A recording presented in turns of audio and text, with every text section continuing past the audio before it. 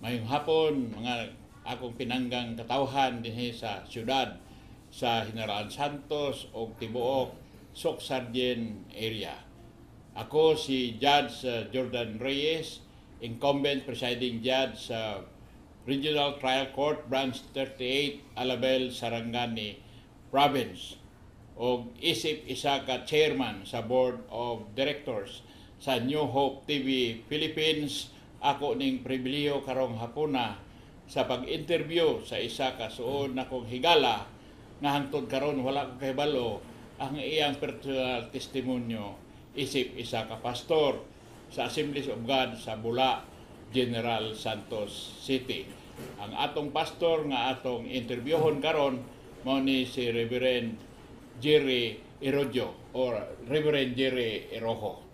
Ang akong una nga pangutana kang pastor. Pastor, nadunggan ako karong hapon nga ikaw di ay nag yup-yup og marijuana.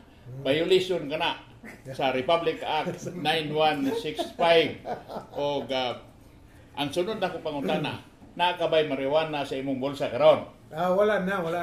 Si Ginoong Hesus na mo'y naghatag og kalipay, naghatag og hay sa atong kinabuhi. Oh, salamat kay wala na say marijuana. Kung na say marijuana, ako ni siyang dakpon diretso sa prisuhan.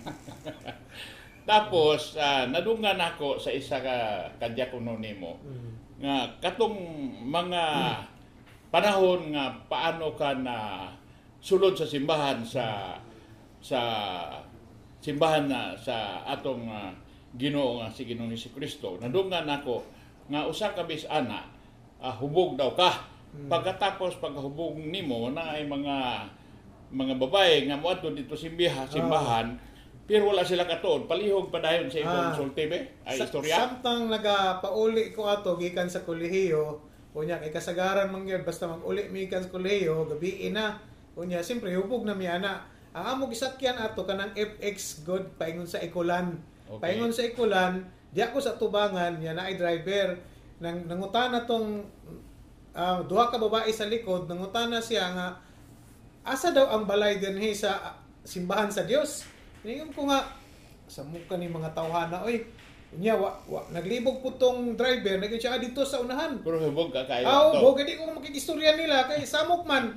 So paglakaw na mo, nagdungan may lakaw, ako naguna, naa sila sa likod. Okay. Pagkahuman kay gusto sila mag-attend sila og prayer meeting, nangutana sila nga asa kuno ang simbahan pioneering dinhi sa Assembly of God. Ingko katong simbahan kanang rocker, kanang manghilak og mga tawa, kanang magsistan ko dito na. Ako silang gipadali ba una lang mo dito. Yeah. Nakahinay kung lakaw di ka kuan. So una sila paspas hantod pag abot day nila dito gilista nila sa prayer meeting. Gisulat nila akong pangalan. Wa sila kaila sa ako. Okay. Ningon sila nga i-pray nato to hubog nga batan-on nga among nasundan nga nagtultol kung asa ni nga simbahan. Wa ko kahibalo nga katud ay sila gikan to sa First Assembly of God dito nga nagpioneer diha sa among tapad. Okay.